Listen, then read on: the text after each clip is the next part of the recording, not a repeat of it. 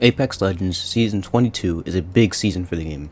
It's also a very controversial one. Obviously, there was a lot of controversy surrounding the Season 22 Battle Pass, and Respawn has taken note, and they've since reverted those changes. And I think a lot of the community is still really salty about that. I'm still a little salty about that, but I'm glad they reverted it. And I think now I'm a little more warmed up and willing to play the game. But not only was there controversy surrounding the battle pass, but it was the fact that they focused on the battle pass, but not the whole cheating issue, hacking issue, and just focusing on making the game just a better game in general. And they've since announced they reverted the battle pass, and they said they were going to work on the cheating problem. So hopefully they do that going forward. But for now, we can count on Season 22 being probably better than the last few seasons, since they addressed these issues, and since they pretty much have to fix it because they've addressed it. So I'm willing to give it a chance.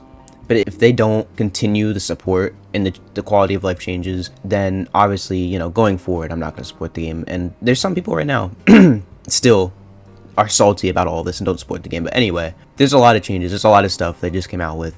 It all looks very interesting. So let's just take a look at it and let's see what we think. So looks like there's a new Trios Revival. I'm interested to see what that's about.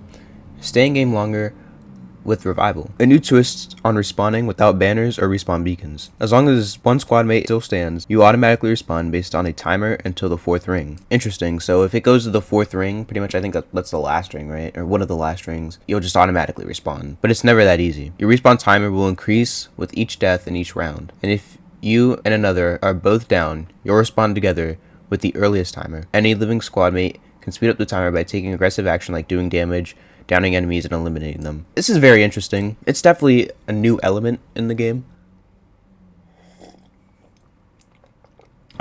And I'm just interested to see how it'll, change up the gameplay style. Other than that, I don't think it's that big of a change, but it changes the way the game is played. And I think a lot of people like that and appreciate it. But this is what everyone's talking about, of course. New map, E-District. Set your sights on a new site, E-District. A map built for verticality, instant, continuous action. This densely packed urban oasis has seen blackouts, riots, and a chemical attack at Humbert Labs in its recent past. Now, thanks to the generosity of the mercenary syndicate, it's been cleaned, powered up, yada yada yada yada.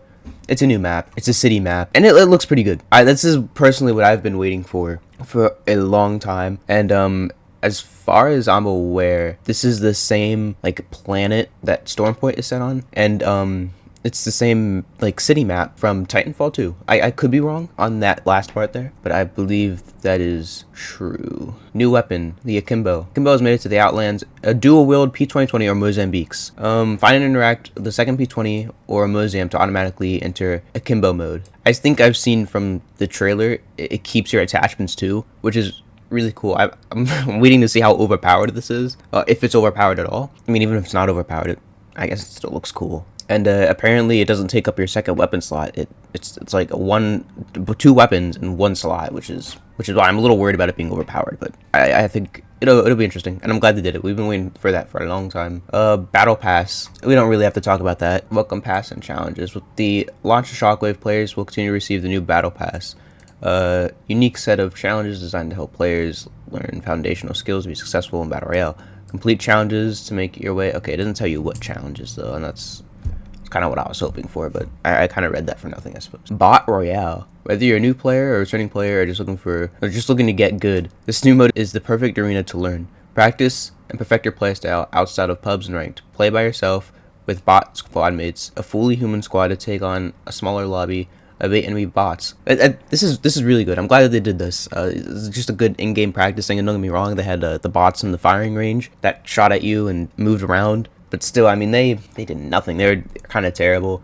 You really weren't going to get better playing against those bots. And so this is interesting that they have pretty much a whole separate game mode just for bot practicing. And I'm glad. And then I think that looks like it's the end of it, really. So this new season is looking pretty good. I'm gonna be real. It's looking like an interesting season. And I think if it weren't for the Battle Pass controversy, all the cheaters and the hacking problem, I think this season would be huge. But I still think there's a lot of people that are still salty about all the Battle Pass stuff, all the cheating stuff, and that's understandable. I mean, I'm still a little salty about it. You know, if they don't actually fix the cheater stuff, like especially this season, but even next season, the seasons going forward, if they don't stay behind this cheating stuff, they don't give the community what they want and actually work on the game, then I still won't continue to support the game. But now I am happy that they reverted the battle pass changes. So you gotta take what you can get sometimes, but still, it doesn't mean that we as the players should take the kind of like disrespect with all this stuff they're doing. And I'm glad they at least heard us, reverted those changes, even though I really think that they knew from the start that they would have to revert that. They were just hoping it wasn't going to be too bad to the point where they're getting so much backlash where they had to revert it, but it did end up being the case. Yeah, that's about all I have to say. Thank you guys for watching. See ya.